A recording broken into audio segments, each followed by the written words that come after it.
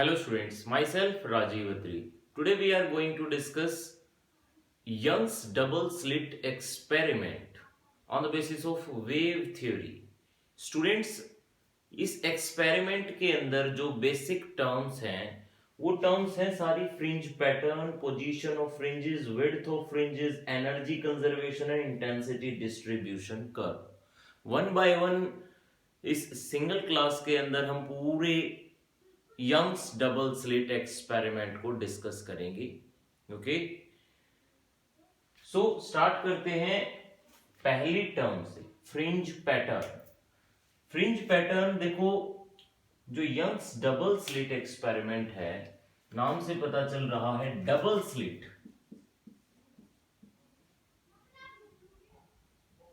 Double slit, जो double slit है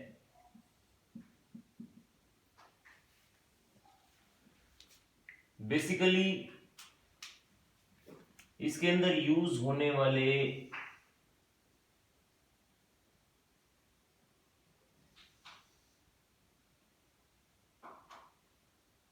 एक है हमारी स्क्रीन,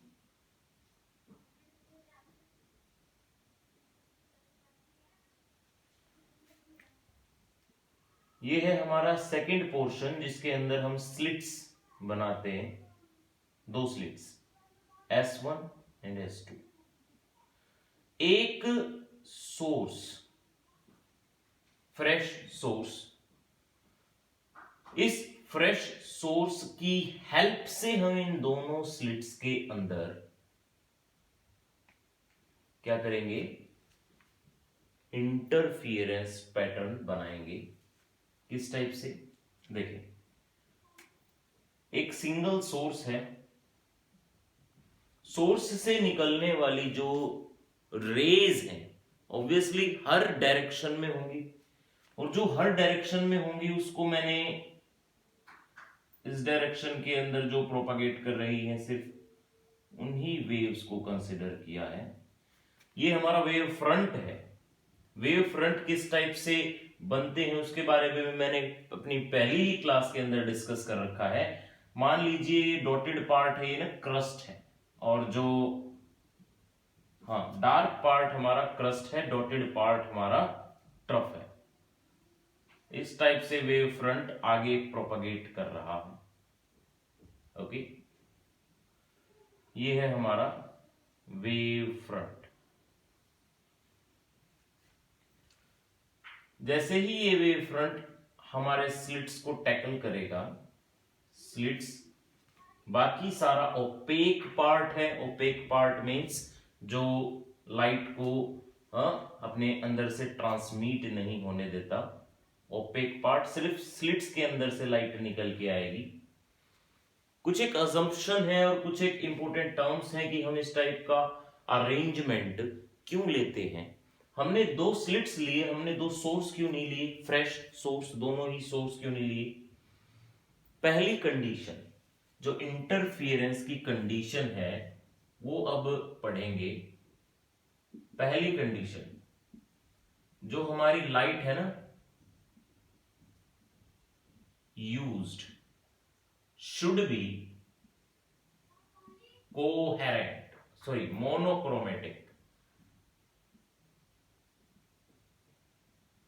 जो लाइट हमारी यूज करी है हमने, ये सोर्स, या दो अगर आप सोर्स लोगे, दो डिफरेंट सोर्सेज लोगे, वो दोनों सोर्सेज मोनोक्रोमेटिक लाइट एमिट करने चाहिए। बट ऐसा पॉसिबल नहीं है कि दो different source monochromatic light emit करें। ऐसा क्यों? मोनोक्रोमेटिक लाइट क्या होती है, अगर दो या दो से ज्यादा सोर्सेज लाइट्स एमिट कर रहे हैं same amplitude, same frequency, same wavelength, zero path difference, तब उन दोनों से निकली हुई लाइट रेज हम बोल सकते हैं कि मोनोक्रोमेटिक है।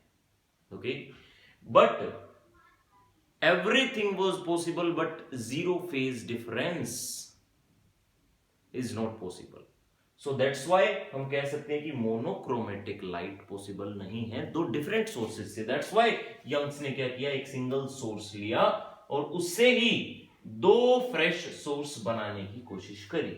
ओके, नाउ सेकंड, जो ये सोर्सेज मैं इमेजिन करके चल रहा हूं, जो एक्चुअल में है नहीं, ये दोनों सोर्स एस की लाइट यूज कर रहे हैं, बट ये जो हम इमेजिनेशन कर रहे हैं कि ये दोनों फ्रेश सोर्स हैं, इस टाइप के सोर्सेज को कोहेरेंट सोर्स कहते हैं। Source S1 and S2 are said to be coherent.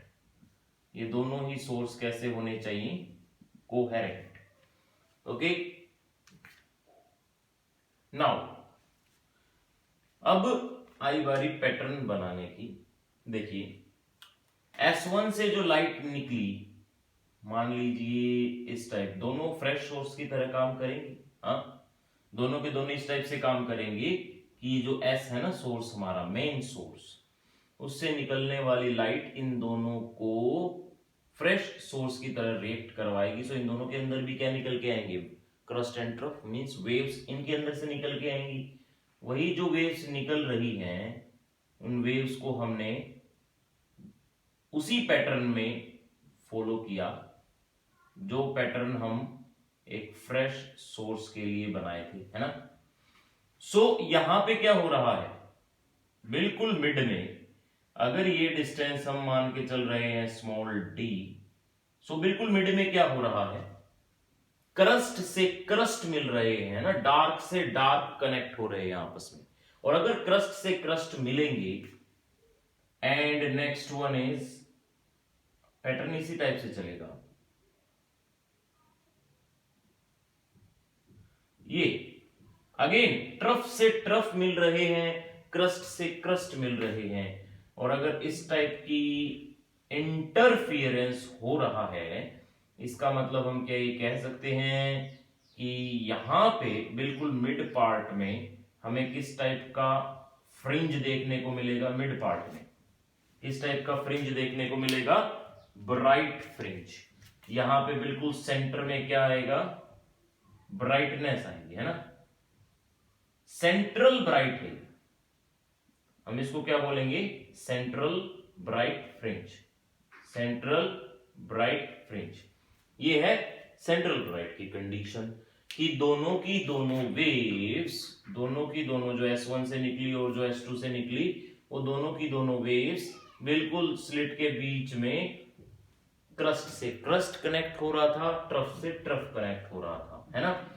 Now next, इन्हीं के बिल्कुल दोनों साइड्स में देखो, इन्हीं के दोनों साइड्स में यहां पे क्या हो रहा है? ये दिख रहा है क्रॉस, जहां पे मैंने बनाया, डॉटेड रे से डार्क रे मीट हुई, डॉटेड रे से डार्क रे मीट हुई। हाँ, क्या हम ये कह सकते हैं कि इन दोनों एंड पे देखो, dotted to dark, dotted to dark, यहाँ पे क्या बनाएगा? यहाँ पे डार्कनेस आएगी। हाँ, यहाँ पे क्या आएगी? डार्कनेस आएगी, ये इस टाइप से डार्कनेस। ये दोनों एंड पे, दोनों एंड पे क्या आएगा? Darkness. Okay, central bright fringe and दोनों, उसके दोनों तरफ डार्क फ्रिंज। विड्थ सेम रहेगी, इसको हम प्रूव भी करेंगे जब हम हमारा थर्ड टॉपिक पढ़ेंगे, विड्थ। तो ये जो पैटर्न है, इस पैटर्न को ही हम कह देते हैं फ्रिंज पैटर्न। इसके बाद भी ऐसे ही चलेगा। इससे नेक्स्ट में देख लें, उसी के साइड में डार्क से डार्क कनेक्ट हो रहा है, डॉटेड से डॉटेड कनेक्ट हो रहा है, इट मींस स्लिट से यहां पे ऐसे ही, यहां पे इसके दोनों तरफ देख लें। ओके, जो डार्क से डार्क और डॉटेड से डॉटेड कनेक्ट हो रहा था, उसको हम क्या लिखेंगे? यहां पे फिर से पहला ब्राइट, इसको हम बोलेंगे पहला ब्राइट, फर्स्ट ब्राइट। इसको हम बोलेंगे first bright, first secondary bright. Okay, ये था सेंट्रल ब्राइट, ये फर्स्ट सेकेंडरी ब्राइट, ये था फर्स्ट डार्क फ्रिंज। ओके, सो ये तो हम बोल सकते हैं फ्रिंज पैटर्न।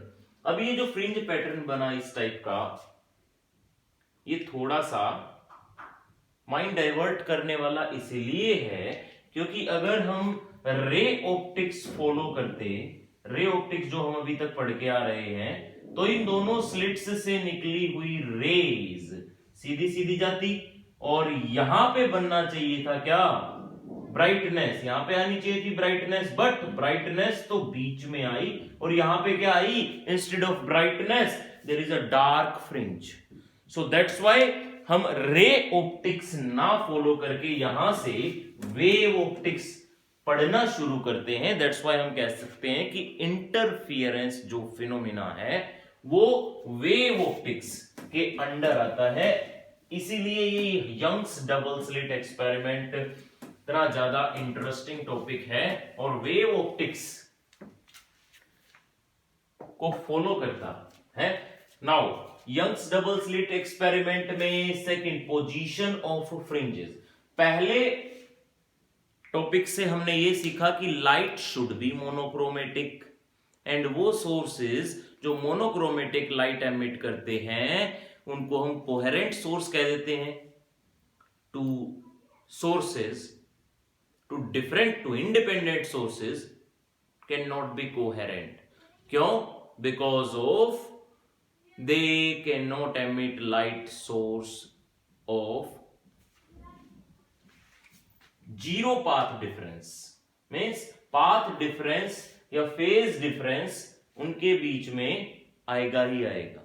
हाँ, क्यों? क्योंकि phase difference का आना ये किसी भी लाइट सोर्स की इंटरनल प्रॉपर्टी है और उसके ऊपर हम कंट्रोल नहीं रख सकते कि दोनों लाइट सोर्स सेम फेज में अपनी लाइट एमिट करना स्टार्ट करेंगे। सो फेज डिफरेंस 100% आएगा। That's why we can not say two independent sources is coherent.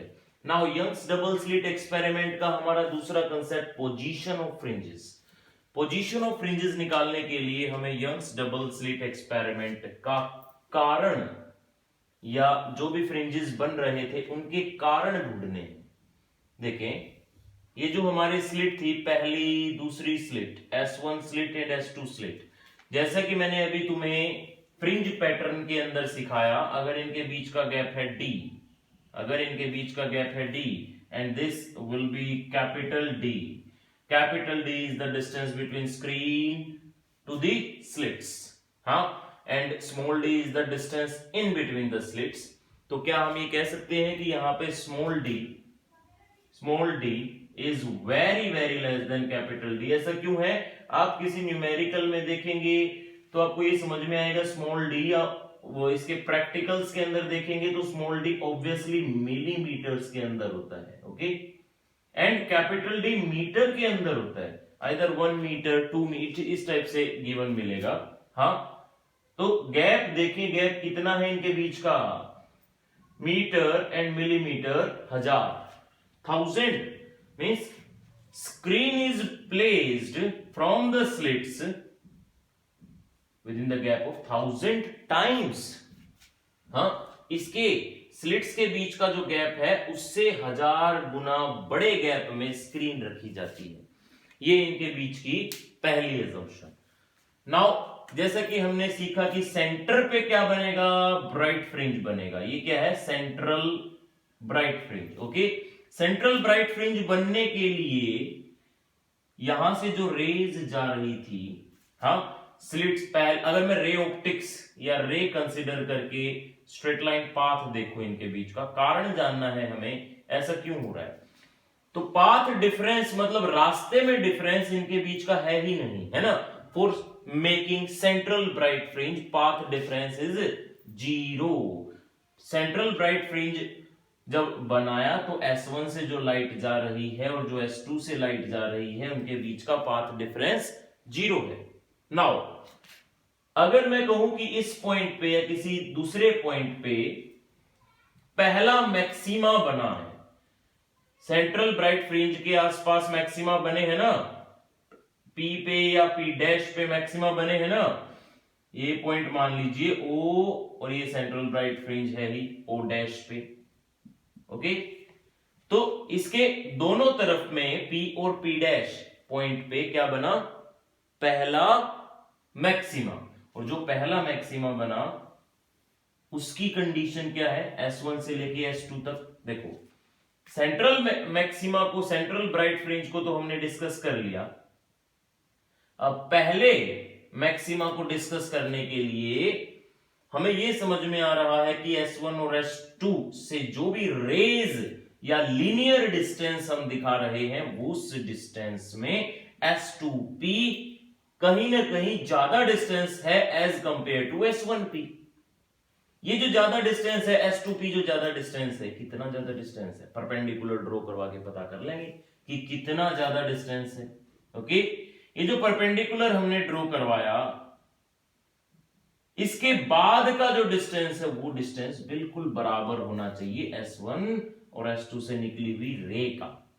Okay, सो यहां से S2 से लेके यहां तक का जो डिस्टेंस है, ये डिस्टेंस ही पाथ डिफरेंस होता है। ओके, ये डिस्टेंस क्या होता है, path difference. Let us consider x, क्योंकि हमने लास्ट क्लास में भी जब कंस्ट्रक्टिव और डिस्ट्रक्टिव इंटरफेरेंस की कंडीशन बताई थी कि कहीं पे भी अगर कंस्ट्रक्टिव बनेगा तो पाथ डिफरेंस कितना आना चाहिए, आइदर 0, लैम्डा, 2 लैम्डा, 3 लैम्डा और n लैम्डा।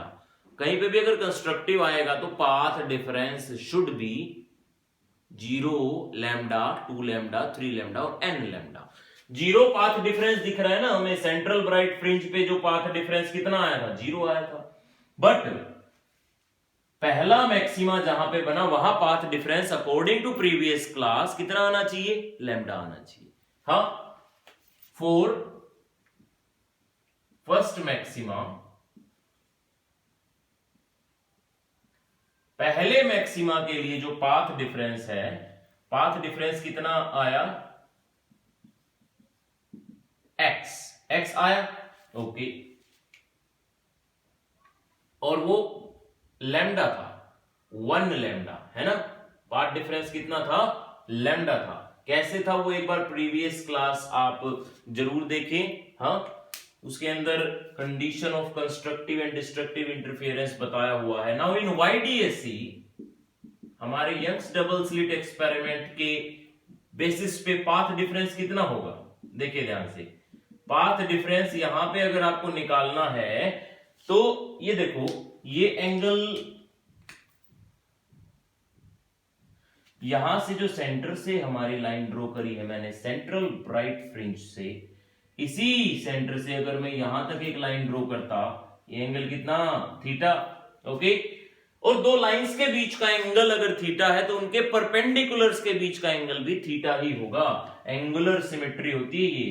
देखो, ये जो हमारे स्लिट्स के बीच का गैप है, इसके ऊपर परपेंडिकुलर ये है। ओके, एंड इसके ऊपर परपेंडिकुलर हमने ये ड्रॉ करवा रखा है, तो इनके बीच का जो एंगल है वो इनके बीच के एंगल के बराबर मिलेगा। ये this angle should be theta. और अब इस थीटा का यूज करके मैं पाथ डिफरेंस निकाल सकता हूं। कैसे, एंगल, ये एंगल के सामने वाला क्या होता है, परपेंडिकुलर, एंड परपेंडिकुलर के सामने वाला क्या होता है, hypotenuse. Okay, and that hypotenuse is D. यहां पे छोटा सा वो बना देते हैं। ये हाइपोटेन्यूज क्या है हमारा, small d. So path difference कितना आएगा, x कितना आएगा, x by d is equal to perpendicular by hypotenuse is equal to sine theta, and hence x is equal to d sine theta. कितना आएगा, x is equal to d sine theta.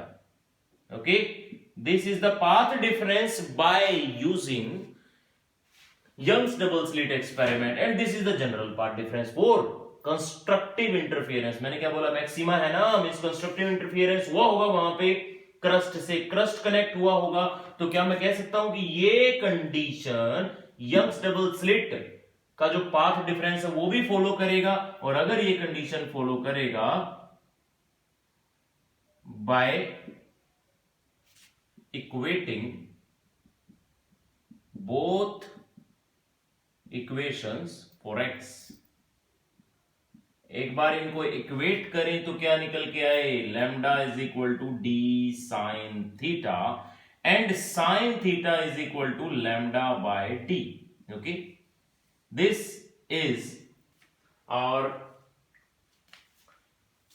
Sign theta, expression for sine theta. और ये यहां से हमें एक और चीज समझाएगा कि अगर मैं कहूं angle is small, so small, angle हम बहुत ही छोटा मान के चलते हैं, तो sine theta is equal to that angle means, अगर फॉर स्मॉल एंगल, हमारी दूसरी अजम्पशन यहां पे है, for small angle theta is equal to sine theta and is nearly equal to tan theta. अब ये थीटा स्मॉल क्यों है वो देखें।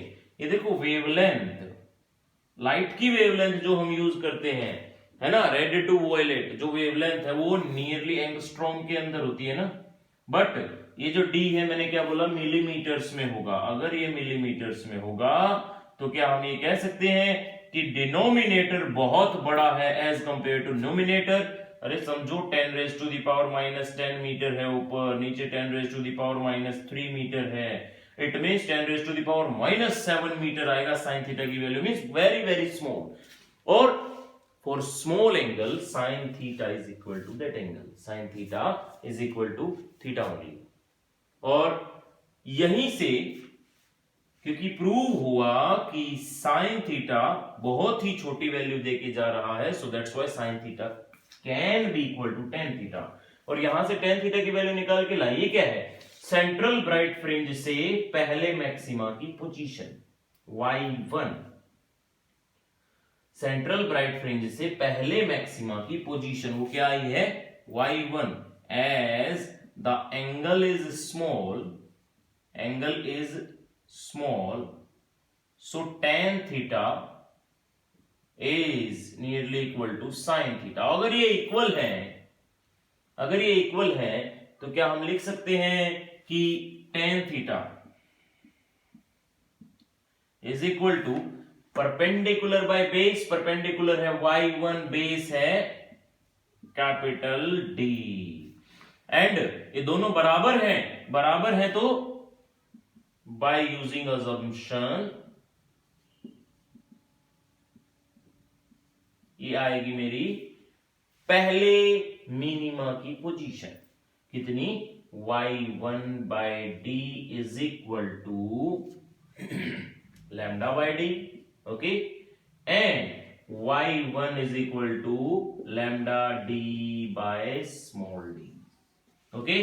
This is the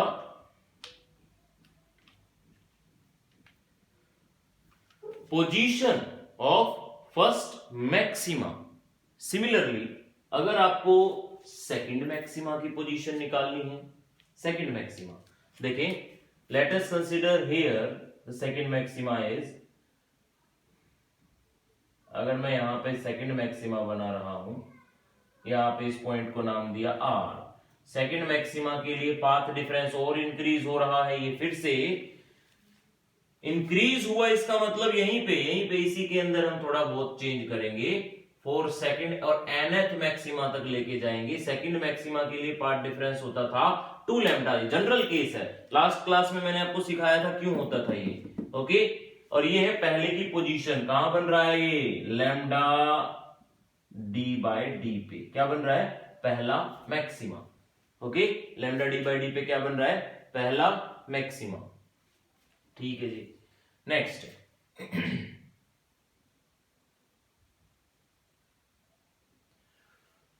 in YDAC path difference again d sin theta, angle बहुत छोटे हैं, ये जो हम कर रहे हैं ना इतना गैप, ये जूम मार के हमने पढ़ रखा है सारा, अदरवाइज इनके बीच का गैप मिलीमीटर्स, देखिए मिलीमीटर्स, बहुत ही छोटा। और अगर इतने छोटे गैप से हम R पॉइंट की तरफ कनेक्ट करेंगे rays, again the angle is small and x is equal to d sin theta, ये फिर से सेम आएगा, बट ये इतना बिल्कुल सेम आएगा, बट यहां पे जाके थोड़ा सा चेंज होगा, बिकॉज लैम्डा की जगह पे आपको 2 लैम्डा रखना पड़ेगा, और अगर 2 लैम्डा रखना पड़ेगा तो ये हमारी नई पोजीशन आएगी सेकंड मैक्सिमा के लिए, 2 lambda D by D. Similarly अगर हम nth मैक्सिमा की बात करें तो यहां पे आएगा n lambda, similarly for nth maxima,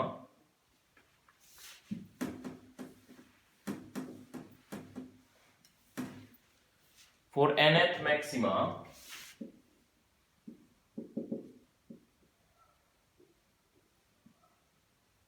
for nth maxima position क्या है nth मैक्सिमा की, yn, nth मैक्सिमा की पोजीशन क्या है, n lambda d by small d। ये आई nth मैक्सिमा के लिए पोजीशन। अब आई बारी मिनिमाज की, मींस डार्क फ्रिंज की। डार्क फ्रिंज के केस में क्या था, सेम यहीं पे काम करेंगे, कोई हमें अलग कंसेप्ट नहीं निकाल के लाना, यही इसी कंसेप्ट पे हमें काम करना है, पूरे इंटरफियरेंस में इसी कंसेप्ट पे काम करना है, पूरे डिफ्रैक्शन में इसी कंसेप्ट पे काम करना है। तो एक बार ये कंसेप्ट बहुत ही ध्यान से समझना पड़ेगा आपको। फर्स्ट मिनिमा, पहले मिनिमा के लिए जो बेसिक पार्ट डिफरेंस होता था वो कितना था, याद करो last class, condition for destructive interference, phase difference आया था 2n plus 1 pi, okay, and path difference is 2n plus 1 lambda by 2, okay, 2n plus 1 lambda by 2, ये आया था पाथ डिफरेंस अगर हम n को 0 से स्टार्ट कर रहे थे, ठीक है। बट क्योंकि मैंने पहले मिनिमा से और पहले मैक्सिमा से पढ़ाया, पहले मैक्सिमा से यहां पे हमने अगर पढ़ा तो n 1 से स्टार्ट होगा, 1 2 3 ऐसा, एंड यहां पे 2n plus 1 की बजाय आप 2n minus 1 कर ले, जो वो था वहां पे मैंने n को 0 से स्टार्ट किया हुआ है, दैट्स व्हाई, कंफ्यूज नहीं होना आपको। अगर यहाँ पे n में 0 भी इंक्लूड कर देता हूं, सेंट्रल ब्राइट फ्रिंज की भी कंडीशन में इसी के साथ स्टडी करते हैं, तो यहां पे 2n plus 1 lambda by 2 आता, otherwise same, okay. So first minima या direct nth minima, similarly for nth minima path difference कितना, ये सेम रहेगा, इसमें कुछ फर्क नहीं आएगा। यहां पे आने के बाद इस पाथ डिफरेंस को जब हम इक्वेट करेंगे क्या आएगा, 2n plus 1 sorry minus 1 lambda by 2, and next जो है वो रहेगा हमारा sine theta is equal to 2n minus 1 lambda d by 2, okay. ये आया हमारा साइन थीटा। सिमिलरली जो टेन थीटा निकलेगा, डायग्राम के अंदर आप देखें, परपेंडिकुलर बाय बेस होता था ना, और परपेंडिकुलर के केस में हम पोजीशंस लेते थे, है ना, position divide by base is what, d। सो इस tan थीटा और sin थीटा को जब हम इक्वेट करेंगे, क्यों इक्वेट क्यों करना है भाई, हाँ, मल्टीप्लाई डिवाइड, सॉरी, इक्वेट क्यों करना है, एंगल इज सो स्मॉल, अगर स्मॉल एंगल है तो आप इक्वेट करें lambda by 2d 2n minus 1 is equal to y1 by d, cross multiplying, so y for n, nth के लिए है ना, ये भी nth किसके लिए, nth मिनिमा, ये क्या था, nth मैक्सिमा, क्या आएगा, 2n minus 1 lambda capital D by small d। This is the positions for, किसके लिए है ये पोजीशंस, फॉर मिनिमा, एंड वहीं से स्टार्ट होगा, ओके। ये तो है हमारी एक्सप्रेशन फॉर व्हाट, ये आई हमारी एंड 1 से ही स्टार्ट होगा, SIM minima, position for minima, ये है सारी मिनिमा की पोजीशंस, ये है मैक्सिमा की positions. Now next concept is width of fringes. Fringe width अगर आपको अब निकालनी है, फ्रिंज विड्थ कैसे निकालें, देखिए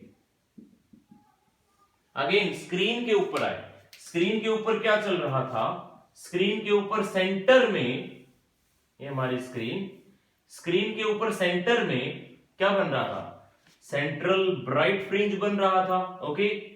फिर दोनों तरफ फर्स्ट ब्राइट बन रहा था, दोनों तरफ फर्स्ट ब्राइट, उसके दोनों तरफ सेकंड ब्राइट, है ना, इस टाइप से, एंड इनके बीच में क्या बन रहा था, फर्स्ट डार्क सेकंड डार्क, यहां पे भी first dark and second dark.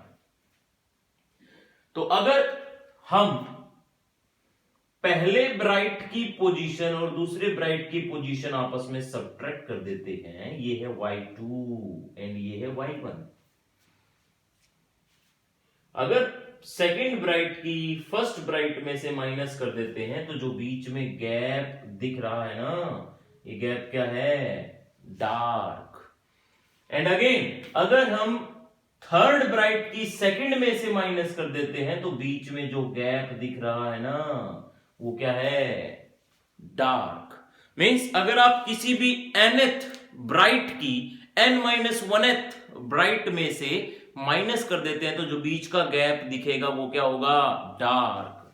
Means कहने का fringe width for dark fringe, dark fringe के लिए अगर हम फ्रिंज विड्थ निकालें कितनी आएगी, subtraction of nth bright minus n-1th bright fringe. Okay, ये आएगी फ्रिंज विड्थ, बीटा से हम इसको रिप्रेजेंट करेंगे। nth ब्राइट की क्या कंडीशन है, nth ब्राइट की पोजीशन क्या है, n lambda d by small d minus n-1 put करें, n की जगह पे ही n-1 पुट करें, lambda d by d। Okay, जब हम इनको मल्टीप्लाई करेंगे आपस में, n lambda d by d minus n lambda d by d minus minus plus lambda d by d, cancel, बचा क्या, lambda d by d. It means this is the expression for fringe width of dark fringe. Now next for bright fringe, इसी के अंदर अगर हम bright fringe को point करवाएं for bright fringe, again वही करना है हमें, nth डार्क को n-1th डार्क से अगर मैं सब्ट्रैक्ट करवाऊंगा, यहां पे nth डार्क को n-1th डार्क से, फ्रिंज विड्थ कितनी आई है, बीटा नॉट, कितनी आई है, lambda d by d। Now nth dark को n-1th डार्क में से सब्ट्रैक्ट करवाना, देखिए यहां पे 2n-1 lambda d by 2d minus n की जगह पे n-1 पुट कर दें, lambda d by 2d। Okay, n की जगह पे n-1 अंदर मल्टीप्लाई कर दें या ऐसे के ऐसे रहने दें, 2n अंदर मल्टीप्लाई कर ही देते हैं ना, थोड़ा ओपन करके, lambda d by 2d and minus lambda d by 2d। एक तो ये निकल के आया रिजल्ट, 2 से 2 कैंसिल, माइनस यहां पे क्या है, 2n से मल्टीप्लाई होगा पहले, तो ये आ गया 2n, 1 से मल्टीप्लाई होगा तो माइनस का 2 रहेगा, माइनस का 2 माइनस का 1 यहां आएगा माइनस का 3। ओके, समझ में आई बात, दोबारा करते, 2n ऐसे का ऐसा, 2 इससे मल्टीप्लाई होगा तो माइनस का 2 होगा ना, और माइनस का 2 जब -1 में हम ऐड करेंगे यहां आएगा -3। बाहर क्या है, एक तो है 2n lambda d by 2d, minus का है माइनस, बाहर माइनस है ना, ऐसे का ऐसा रहने दे, 3 के साथ मल्टीप्लाई कराएं, 3 लैम्बडा d बाय 2d, ये तो होना था माइनस का, बट बाहर एक नेगेटिव साइन है, दैट्स व्हाई मैं इसको कर रहा हूं plus, 2 to 2 cancel, minus plus minus, and 3 lambda d by 2d में से एक lambda d by 2d minus होगा तो कितना आएगा, 2 लैम्बडा d बाय 2d, है ना, अगेन कैंसिल, तो lambda d by d, this is the fringe width for bright fringe, fringe width for bright fringe. And कहने का यहां पे जो हमने निकाला है, इससे हम ये समझेंगे कि fringe width for bright and dark fringe are equal. Fringe width, इनमें किसी की फ्रिंज ऐसा नहीं है कि सेंट्रल ब्राइट बड़ा होगा, सेकेंडरी ब्राइट छोटा होगा, ऐसा कुछ नहीं। हाँ, अब देख लेते हैं इनकी इंटेंसिटी कैसी रहेंगी, एनर्जी कंजर्वेशन, इंटेंसिटी कैसी रहेंगी। अगर हम दो लाइट वेव्स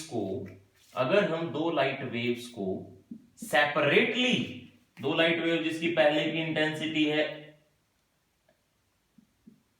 इस टाइप से, है ना, स्मॉल a स्क्वायर, एंड दूसरी की इंटेंसिटी है स्मॉल b स्क्वायर, अगर हम सेपरेटली, जैसे कि हम एक कमरे के अंदर दो लाइट्स साइमल्टेनियसली जला दे तो ऑब्वियसली ब्राइटनेस इंक्रीज होगी, मींस इंटेंसिटी इंक्रीज होगी।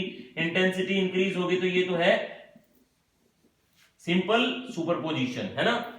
But in interference case bright and dark ऐसे आ रहा था, हाँ ये तो है सिंपल केस, मींस के A square plus K B square, ये तो इस टाइप से सिंपल केस में ऐसा होता है ना।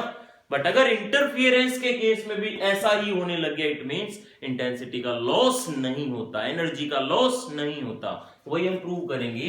इंटेंसिटी इन ब्राइट फ्रिंज कितनी आएगी, intensity in bright fringe. Bright fringe के केस में क्या होता है, बताओ बताओ। ब्राइट फ्रिंज के केस में एम्पलीट्यूड्स ऐड होते हैं, है ना। एक इस टाइप से अगर दूसरे ऐसे कनेक्ट होगा तो रिजल्ट में बड़ा एम्पलीट्यूड आएगा। एम्पलीट्यूड्स ऐड होते हैं, मैंने ऐड करके दिखाए। According to intensity and amplitude relation है। इंटेंसिटी ऑफ डार्क फ्रिंज में एम्पलीट्यूड से सब्ट्रैक्ट होते हैं, ये सब्ट्रैक्ट करके दिखाए। एंड एवरेज इंटेंसिटी, अब ब्राइट डार्क बन रहे हैं तो उन सभी को हम डायरेक्टली ऐड तो करेंगे नहीं, बट एवरेज इंटेंसिटी देख लें। एवरेज इंटेंसिटी कितनी आएगी, average I bright plus dark divide by 2। हाँ, ऑन सॉल्विंग देखें, स्क्वायर ओपन करेंगे, a square plus b square plus 2ab। Okay, एक कॉमन ही निकाल लिया मैंने पूरे में से, ठीक है। माइनस इनका भी स्क्वायर खोले, a square plus b square minus 2ab divide by 2। Okay, negative sign बाहर था तो जो जो पॉजिटिव है ना, साइन चेंज हो जाएंगे। नेगेटिव साइन बाहर है ना एक सेकेंड, नेगेटिव कहां बाहर, बाहर तो पॉजिटिव है, सो ओनली ये नेगेटिव में रहेगा। ओके, एंड ये a square plus b square 2ab to 2ab cancel, a square add होके क्या आएगा 2a square, B square add होके क्या आएगा 2b स्क्वायर। कैन आई से 2 ऑल्सो कॉमन, है ना, 2 से 2 cancel. So intensity, average intensity कितनी आई देखो, K A square plus K B square and I1 plus I2। Means to say that कि अगर आप इंटरफियरेंस के अंदर भी एवरेज इंटेंसिटी निकाल के देखें ब्राइट एंड डार्क की, वो भी वही आ रही है जो इन जनरल केस किसी रूम में हम 2 लाइट 3 लाइट सोर्सेज ऐड करके हम देखते हैं तो उनकी इंटेंसिटी इसी टाइप से ऐड होती है ना। कभी भी आप एक ज्यादा लाइट जलाते तो ऐसा तो नहीं होता रूम में कि अंधेरा हो रहा है, नो, है ना। लाइट ऑन करने के बाद रिजल्टेंट ब्राइटनेस इंक्रीज ही होती है ऑलवेज। सो यहां पे भी ऐसा ही हुआ, एंड इंटेंसिटी हम कह सकते हैं कि इंटेंसिटी इज कंजर्व। ओके, ठीक है। अब आई बारी इंटेंसिटी डिस्ट्रीब्यूशन कर्व। एक इंटेंसिटी डिस्ट्रीब्यूशन कर्व आती है जिसके अंदर इंटेंसिटी, फ्रिंज विड्थ, ये सारी चीजें एक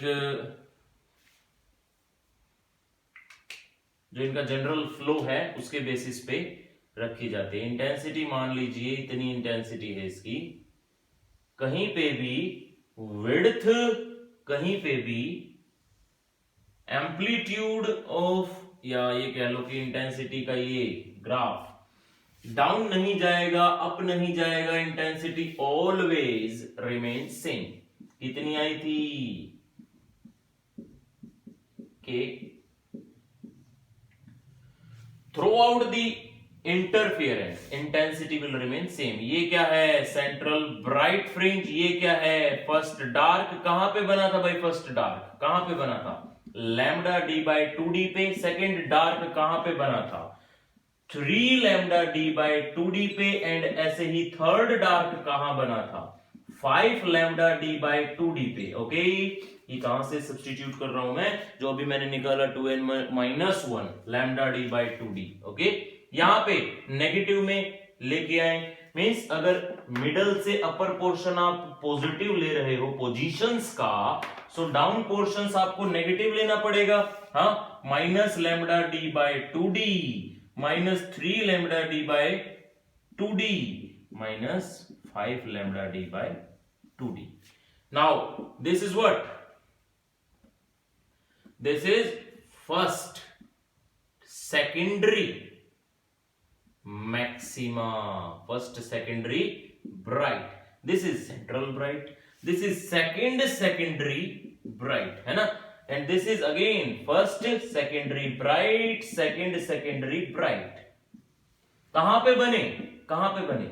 ये बना था सेंट्रल ब्राइट फ्रिंज 0 पे बना था, तो ये बना था लैम्बडा पे, लैम्बडा डी बाई डी है ना, again 2 lambda D by D, ऐसे ऐसे करके n lambda D by D, ऐसे यहां पे नेगेटिव में आएंगी, हाँ, lambda D by D negative, minus में 2 lambda D by D.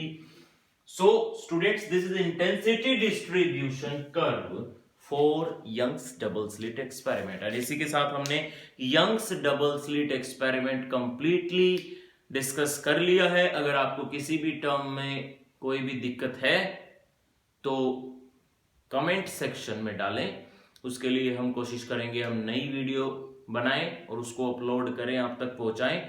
Next class में हम इंटरफियरेंस से रिलेटेड, यंग्स डबल स्लिट से रिलेटेड एक और टर्म है जिसके अंदर हम पढ़ते हैं कि अगर मैं एक, ऐसा था ना, 2 स्लिट्स हैं, सेंटर, एक स्लिट, किसी भी एक स्लिट के बीच में ग्लास स्लैब कनेक्ट कर दूं तो फ्रिंजेस पे क्या असर आएगा? डिस्प्लेसमेंट होगा थोड़ा फ्रिंजेस के अंदर।